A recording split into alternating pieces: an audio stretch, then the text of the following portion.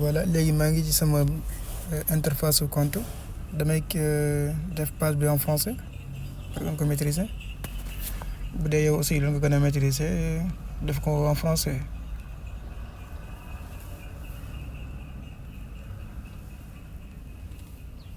ñu xaar mu rechercher.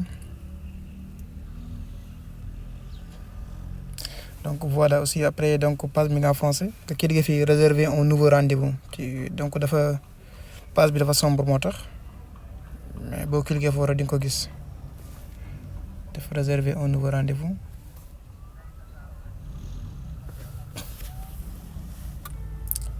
donc dafa lay déconnecter.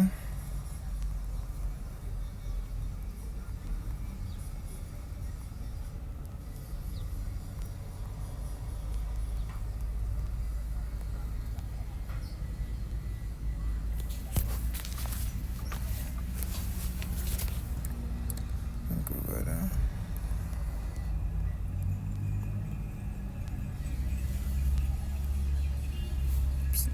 C'est de vérifier sélection 712 ici. Se mettre tak patienter.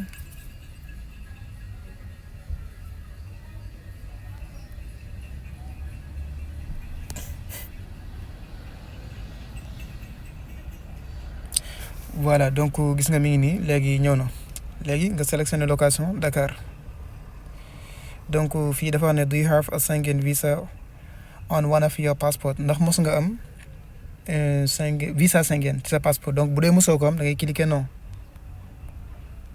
donc fii visa type donc Schengen visa voilà nga bàyyi boobu bu dee visa subtype donc fii nii aussi bu dee tourisme moo tax a jóg nga ñëw fii nga def touriste visa donc catégorie donc fii normal bu dee comme normal voilà nga def nii donc individuel ba nga def fii submit donc voilà donc bu ñu defee sa submit mooy soumettre en français nga patienter xool.